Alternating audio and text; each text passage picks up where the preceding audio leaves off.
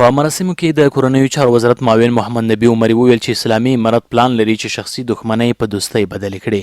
نوموړی په خلکو غږ کوي چې د دښمنیو پر ځای د روغې جوړې لارې خپلې کړي. په غونډه کې د کورنیو چارو وزارت لومړي مرسل مولوي محمد نبی عمري وویل چې تر بل هر وخت افغانان په امن کې دي. په کار ده چې هر څوک له دې موقع څخه ګټه پورته کړي.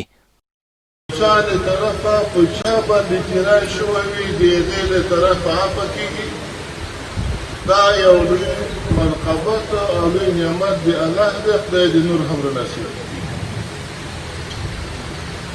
په دې کې شک نشته چې مسلمان باندې تقریبا د علماو د قوله شپږ حقوق لري. یا ګاونډ په ګاونډ باندې ځان ته حقوق لري. که چېرته موږ سیرت د رسول الله ته صلی الله علیه وسلم متوجه شو، که چېرته د مسلمان حقوقو ته متوجه شو، که چېرته دین د الله ته لکه څنګه چې موږ دعوا کوو متوجه شو، تاسې یقین وکړئ په دې خاوره به مشکلات نه وي، په قومونو کې به مشکلات نه وي، په کورنیو کې به مشکلات نه وي. قومي مشران وایي چې په سیمه کې د پخوانیو دښمنیو د حل په موخه هڅې روانې دي. دوی د عامو خلکو ترڅنګ له حکومت غواړي چې د ورته ستونزو د حل په برخه کې د لا قوي ګامونه پورته کړي. تاسو ته ښه بهتره معلومه ده چې افغانستان د جرګو وطن ده.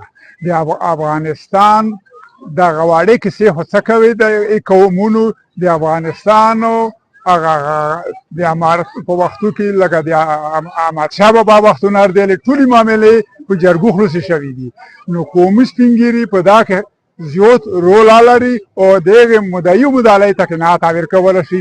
دا ډېر مهم قومي سپین ږیري په دا کې د یادو کورنیو غړي چې کلونه یې د ژوند خواږه له لاسه ورکړي وو له نورو غواړي چې خپل مشکلات د خبرو له لارې هوار کړي.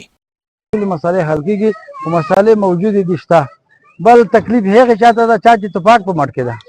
دا درد چې چا لیدله ده نو هغې ته تکلیف ده. دا چې ټولو قومونو نه خلکو نه موږ هیله کوو چې قوم کې وي ګاونډ کې وي دا مسالې چې پېښې شوي وي دې ته باید رسیدګي وکړي، په ځون فرض وګڼي چې دا مسؤلیت مشر لري، عالم لري، رسنۍ لري چې په دا کې ګډون وکړي او دې وخت ستونزې خو بیخي ستونزې چې وایم لکه موږ د ملک نه زړه تور وو، د وطن نه ما زړه تور وو. مثال کوم د ډېرو خلکو ته پاته موږ هر څه وطنونه ما پرې ښکلي وو.